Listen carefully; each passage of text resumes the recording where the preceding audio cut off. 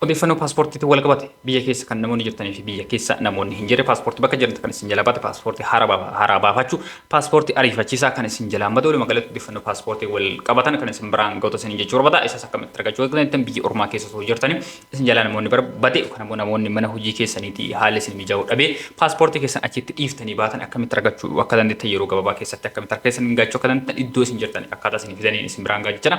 Isaanis ammoo suyyuu gara biyyaa deemuu fi gara biyyaa galuu namoonni odeeffannoo akkasii barbaadan kan isin biraan ga'uuta namoonni haaraa biyya keessa gara biyya ormaa deemuu barbaadanii keessattuu biyyoota arabaa odeeffannoo isaa kan isin biraan ga'uuta isin jechuu barbaada odeeffannoo kana beekuuf dhagoo yoo barbaadan lakkoofsa bilbilaa asirra jiru kanaan naa bilbiluu ni dandeettani.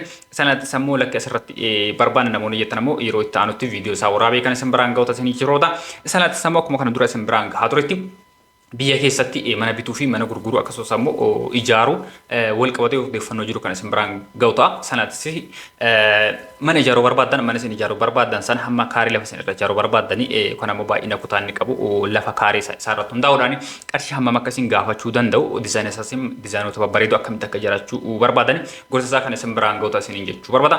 Isaanis ammoo meeshaalee mana keenya keessatti itti fayyadamuu dandeenyu eessa argachuu akka dandeettan odeeffannoo isaa kan isin biraan ga'uuta. Isaanis ammoo biyya keessatti hojii akkamii yoo hojjenne bu'a qabeessa ta'uu dandeenya. Hojii sana immoo akkamitti hojjechuu akka dandeenyu kapitaali isaa qarshii hammam akka nu gaafatu odeeffannoo kanaaf kan kana fakkaatan kan isin biraan ga'uuta. Wantoota kanarratti gaafii fi waan beekuuf dhaga'uu qabda yoo jiraate karaa keessatti na dubbisuu dandeettan. Isaanis ammoo koomentii jalatti barreessanii yeroo itti aanu viidiyoo asirratti kan isin dhiyeessuudha isin jechuu barbaada. Isaanis ammoo sharafa biyyoota hedduu keessattuu biyyoota arabaa torbeetti jijjiirama jiru irratti hundaa'uudhaan karaa baankiitii fi karaa bilaak maarketii maal fakkaata kan jedhuu fi akkasumas ammoo akkamitti ergachuu akka danda'an namoonni haarawaa taatan sharafa kana yookaan ammoo namoota isin sharafan namoota qarshii kana isin jijjiiran akkamitti argachuu dandeettan akkamitti gara biyya keessa biyyaatti ergachuu akka danda'an kan isin biraan ga'uuta jechuudha. Guyyaa irraas kanumaan wal qabate torbii kana sa'aatii amma isin biraan ga'u kanatti sharafni karaa baankiitii fi karaa bilaak maarketii maal fakkaata kan jedhu biyyoota 12 qabadhee odeeffannoo isaa isin fijira hamma xumuraatti hordofaa jechuu barbaada. Namoonni haaraa taatan YouTube channel kana subscribe godhaa.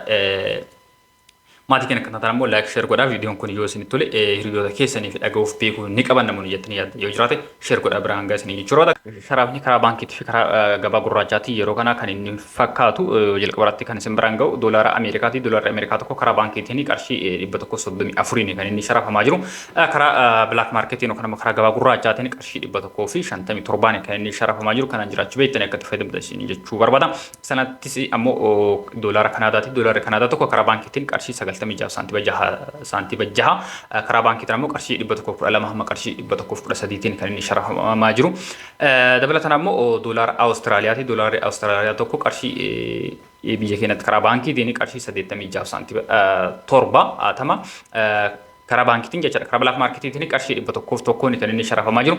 Egaa wanti isin beekuu qabdan akkaataa baay'ina qarshii keessa yookaan ammoo maallaqa keessaniitiin fakkeenyaaf namni doolaara Ameerikaa 1000 sharafatuu fi namni doolaara Ameerikaa 20 yookaan 100 sharafatu gatiin isaa garaagarummaa qabaachuu danda'a. Baay'ina maallaqa keessanii irratti hundaa'uunis gatiin isaa kanaa gad ta'uu danda'a karaa bilaak maarkeetiitiin. Inni karaa baankiitiin ammoo qarshii doolaara takka haa ta'u doolaara 1000 takka haa ta'u tokkuma garaagarummaa kan hin qabnedha. Karaa bilaak maarkeetiin ammoo baay'ina qarshii keessaniitiin fakkeenyaaf doolaarri abbaan 100 fi abbaan 50 gatiin sharafa isaas garaagara. Baay'ina isaa irratti hundaa'uu fi namni doolaara 100 sharafachuu barbaadu fi namni doolaara 1000 sharafachuu barbaadu tarii garaagarummaa qabaachuu danda'a. Iddoo baay'eetti kana fakkaata wanti kun dhaabbata miti nama dhuunfaati waan ta'eef nama namaattis garaagarummaa qabaachuu danda'a. Irra jireessaan ammoo baay'ina kan ittiin sharafamaa jiru kana namni isin biraan gahaa jiru kana jechaadha gatiin isaa. Taansuudhaan ammoo yuuroodha. Yuuroon tokko karaa baankiitiin qarshii 151 kan inni sharafamaa jiru. Karaa gabaa gurraachaatti ammoo qarshii 177 kan inni sharafamaa jiru.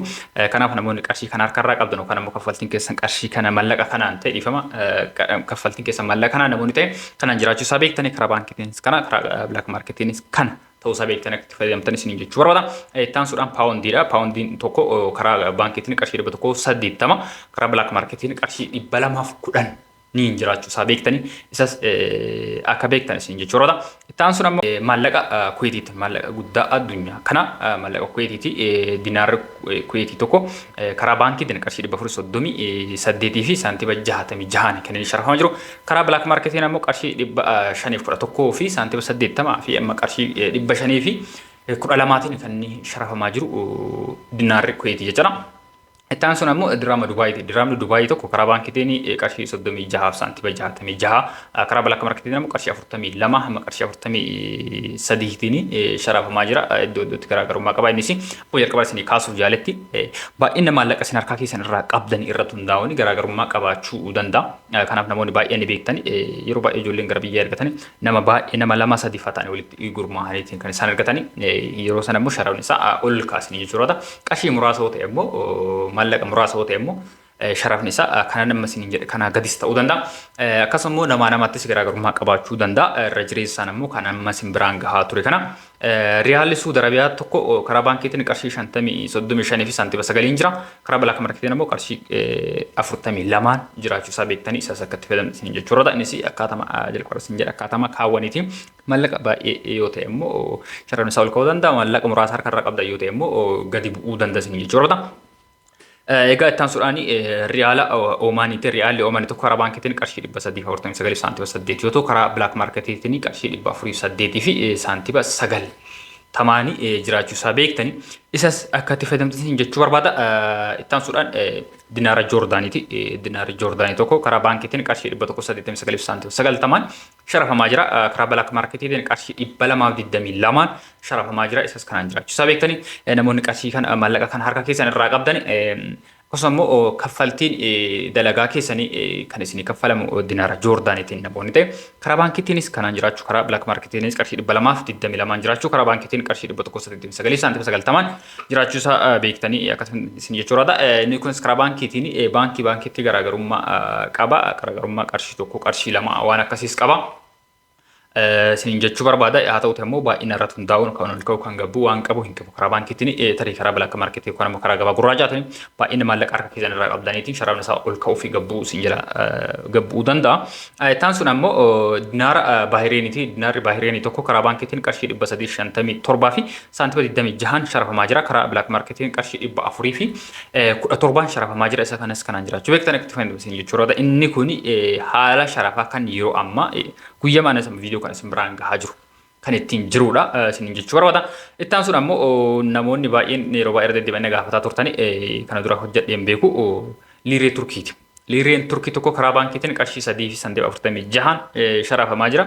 Karaa Black Market yookaan karaa gabaa gurraachiitiin ammoo qarshii 4 jira. Isa kan ammoo tarii namoota dhabuu dandeettan karaa Black Marketiitiin odeeffannoo isaa karaa keessaatti lakkoofsa bilbilaa asirra jiru kanaan yoo bilbiltanii anis barbaadeeti isin qunnamsiisuu dandeessan jechuu barbaada. Sarara kanaaf immoo qarshii maallaqaawwan kaawwan haala salphaan argachuu dandeessan iddoo isin jirtanitti darbee namoonni tokko fa'aa gara biyyaatti ergasanii galchanii booda dhufanii kan isin irraa fudhatantu jira waan ta'eef isin ammoo of eeggannoo cimaa gochuu dandeettan isin jechuu barbaada. Namoota haarawaa taatanii fi of eeggannoo cimaa gochuu qabdan akkasumas namoonni haarawaa taatan YouTube channel kana subscribe godhaa isin jechuu barbaada. Odeeffannoo kanaaf kana fakkaatan yeroo yerootti kan isin biraan gahuuf viidiyoo jireenya keessan wal qabatan waan beekuuf waan dhagairra akkasumas immoo gaafii keessan irratti hundaa'uudhaan odeeffannoo isaa guyyaa guyyaan viidiyoo kana isin biratti isin maxxansu taasisan jechuu barbaada. Namoonni haaraa taatan YouTube channel kana subscribe godhaa odeeffannoon kun beekuuf dhaga'uu namoota hin qaban jettanii adda yoo jiraate share godhaatee biraan gahaa yeroo biraatiin hamma walitti deemnu nagaa naa turaan eeganii keenya bakka jirtan akka qabu.